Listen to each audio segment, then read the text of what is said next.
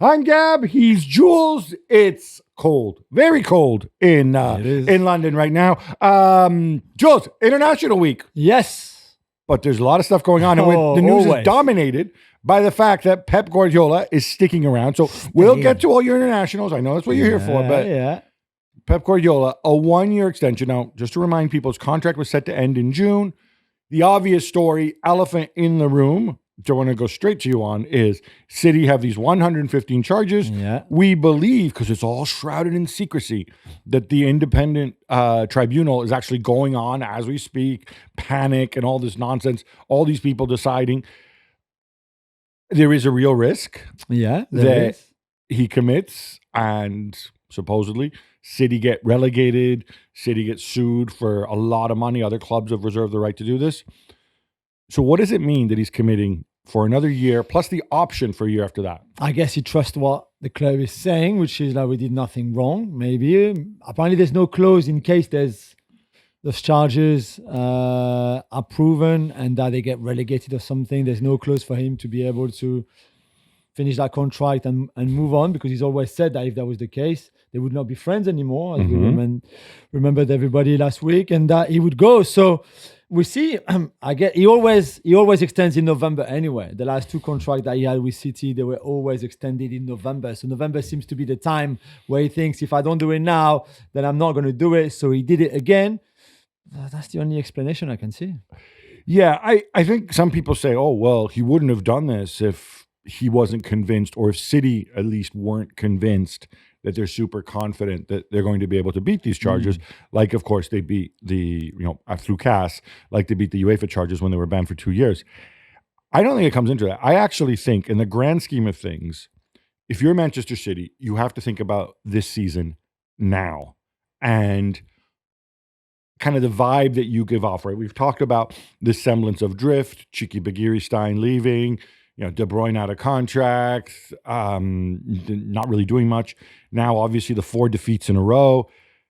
And so I think them offering the contract to Pep or pushing Pep and saying, Pep, I think he understands that it makes a difference to City this season. And this season, City can win the Premier League, they can win the Champions League, they can win a ton of stuff. And from his perspective, it's not hard to accept. What is the worst thing that could happen, right? City get relegated, City gets sued, I don't know, Abu Dhabi pulls out, whatever, right? Whatever doomsday scenario, man still has a contract. And he says, okay, well, I'm costing you X amount. Do you want me to leave? Pay me off and I'll go, right? Yeah. So from Pep's perspective, I think this actually makes a lot of sense. From City's perspective, it's not that much more risk, and you reap the benefits now. But I don't think it has a broader meaning on the outcome of the case. No, but I don't even link it to the case anyway. I just think that he's happy there. This is a great club for him that he's helped building. He's been there 9 years, so that would be 10. 10 is a long, long time in football, as we know. I think despite his family being in Barcelona and him being on his own in his flat in central Manchester, I think he likes the city. He's got his restaurant there too. And I just think he thought probably hard about, do I stay, do I go home and take a sabbatical before maybe taking an international team?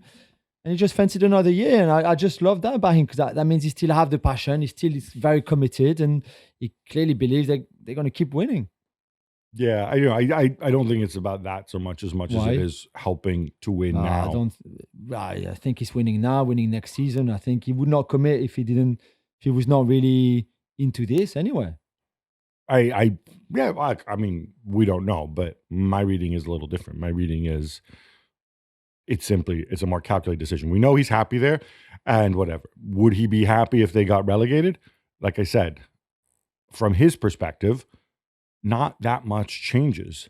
But if they get relegated, he still gets to play. He's already won everything. If he loves the club and he gets relegated, then fine. But I don't link it to the case at all, relegated or not relegated. For all we know, within all the appeals, we might know even before the start of the following season. So I just think if he didn't want to coach them anymore or wanted to have a break, he would not have committed and extended his contract.